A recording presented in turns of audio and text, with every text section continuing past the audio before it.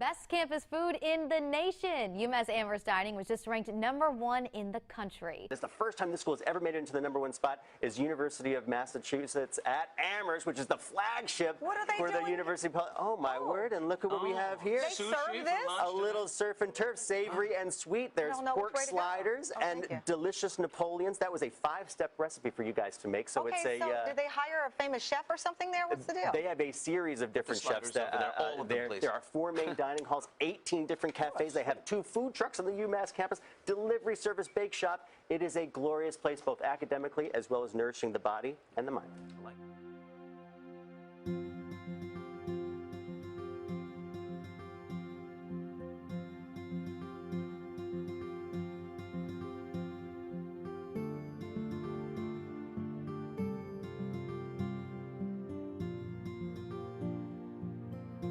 I grew up in upstate New York, small town just outside of Utica. Kind of moved away from there after high school and don't really want to go back there. There's not a whole lot going on. I got married almost 10 years ago now. I have 2 daughters, ages 4 and 1, so it's definitely a busy home life as well. I started at a very young age cooking. I grew up in my parents' restaurant when I was young, so I have heard stories of me being cooking when I'm 4 or 5 years old, standing on chairs at the stove. So it's kind of always been in my family and always been in my mind of cooking. That's kind of just about all that I know. I went to New England Culinary, which is a very small school up in Vermont. I did a culinary degree for 2 years, and then I stayed on for a bachelor's degree in food and beverage management for another 2 years. Prior to UMass, I was working for a restaurant group down in Newport, Rhode Island. The company was called the Morning Restaurant. Very seafood heavy, high volume, but just about everything was scratch made in that kitchen. And I spent 2 years there as the executive chef before coming to UMass 3 years ago. That's a good question of why I decided to come to UMass. I was working for a great company, really respected in the industry, but I started a family and realizing that working nights, weekends, and holidays was just not really a great family life. And I made a choice of pursuing something a little more simpler in life, better for my family. So UMass was a good program, definitely a great food program. Working at UMass is very challenging because we want to be the best every day. You look at some of the best restaurants in the world, and working in their kitchens is a struggle and it's a challenge. Obviously it's very different in a college university setting, but we never want to get stagnant and we never want to go downhill or go backwards. So it's always trying to figure out what's new and what's out there, what new ingredients, what new trends are happening, and kind of define them for what works at UMass. My day-to-day operation, really my job as a chef de cuisine is to oversee some of the production at both Hampshire and Berkshire, and make sure mostly the menus and recipes are followed correctly. I don't have a whole lot to do with hiring, I don't have a whole lot to do with interviewing or ordering food. In a sense, it's really maintaining the quality of the food. I've been here 3 years and I still can't quite wrap my head around it as far as how we actually prep every meal for every station every day. When we see the food coming in the loading dock, it could be 15 to 18 pallets of food on a delivery day, and that can get turned around in 2 or 3 days. It's gone, and there's another shipment coming in. So it is mind-boggling to think about the quantity of food that we go through here, and how it all gets prepped and organized. But there are systems in place, and it works. Our head cooks are responsible for their day-to-day menu of the dining common. I usually arrive at 8:30 in the morning, and I'll quickly check emails, kind of catch up on the night before, and then I'll touch base with the lunch or the breakfast and lunch crew at Hampshire, and walk over to Berkshire and check in with lunch on there to make sure they're staffed well, prepping, following the menu, things like that. After that, once lunch is opening, I'll usually do a walkthrough of both buildings, just to make sure the food's correct, the menu identifiers are correct, again making sure they're not overproducing food. And then, from there, the day can vary. As if I need to adjust menus and recipes, I do that once or twice a week. A lot of meetings are popping up. All right. Well, just checking in on a few things. Want to make sure we're all set tomorrow, staffing-wise and whatnot. Indra, why don't we start off with you? Give us a rundown where you're at with your prep. So the shabu shabu hot pot. Yep. Everything is ready except for the meat. Bung and his wife slicing it right now. Okay. I like to be a part of the team.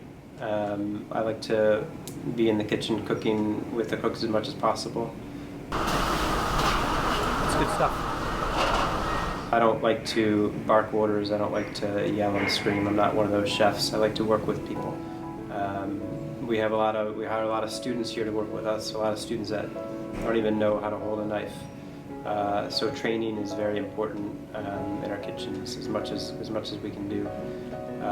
So again, working with the students, working with the staff, working with my team of chefs.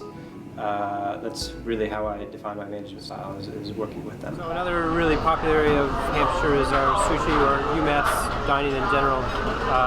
We roll thousands of sushi rolls a day around campus.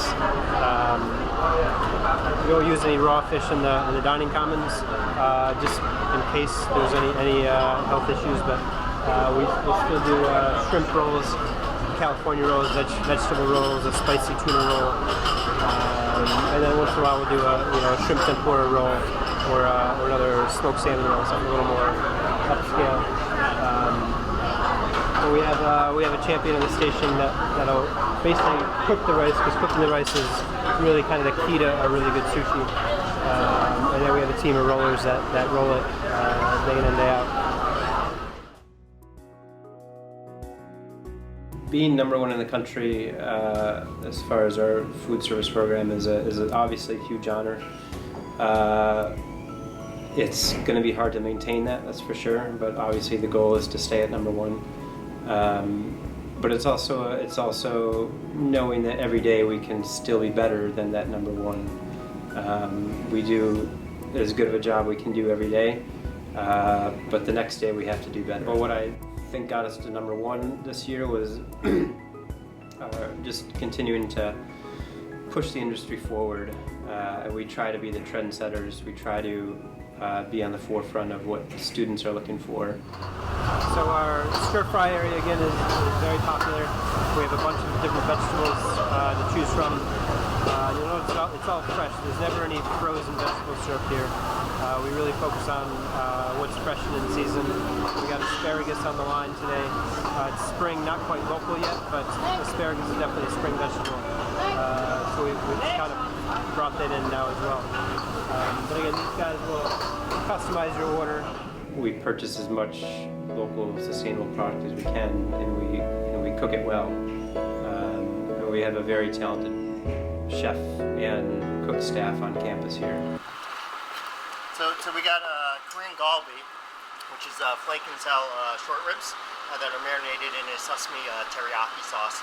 Then we're serving with grilled onions, kimchi, of course, soy sesame, and then a sesame spinach as well. So we're doing a little one bowl. A very diverse staff as well, which helps us bring global flavors. It's not just American cooking. We can bring authentic flavors from many different cultures in Asia, many different cultures from Latin America, from Middle East. So it really helps us define our cuisine here on campus. And you can be a #1 and cook one style of food, but you're more likely to be a #1 if you're cooking a wide range of cuisines and cooking styles, all while maintaining the healthy aspects and the local sourcing. Hampshire and Berkshire, we have about 70 cooks or so in each building. And that doesn't include student staff, 70 white coats. So then we could have another, I'd say at least 50 student staff that work in the kitchen daily. So it's a pretty big crew at the end of the day at each dining counter.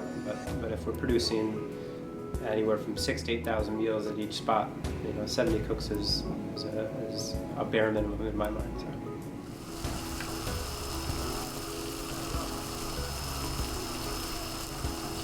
I love being in the kitchen, and a lot of chefs kind of get comfortable in being in an office or meetings or things like that. But I love to be in a kitchen working as much as possible. Outside of work, I enjoy homebrewing beer. I've been doing that for almost 15 years now. I do enjoy traveling.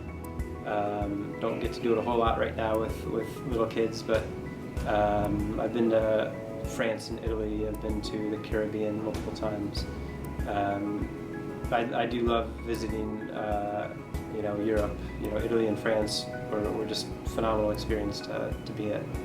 My advice for really anybody that wants to enter the food industry is to kind of, before you go full force into it, is to go work at a local restaurant and see what it's all about. Kitchens are a hard, dangerous place to work.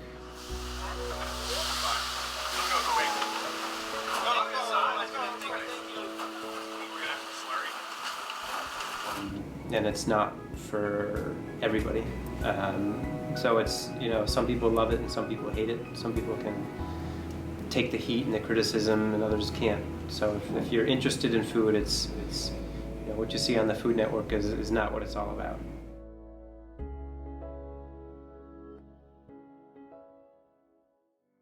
My career so far has taken me,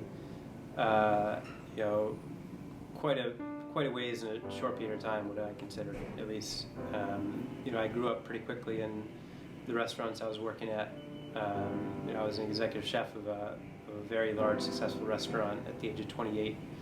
And coming here to UMass as a chef de cuisine, has given me a better family life at the end of the day. And I learn something new every day here. And I still think I can learn day in and day out for years to come. But I know in the future that, I'll want to continue to move up, or I'll want to do something new. Again, a chef that's stagnant or stays in the same spot, he gets bored and complacent. And I think it's always important to kind of think about growth, think about what's next, and think about where you want to be in the next year, the next 5 years, and the next 10 years. But really, being a chef is kind of what I've always wanted to be, and I don't think I could see myself doing anything else.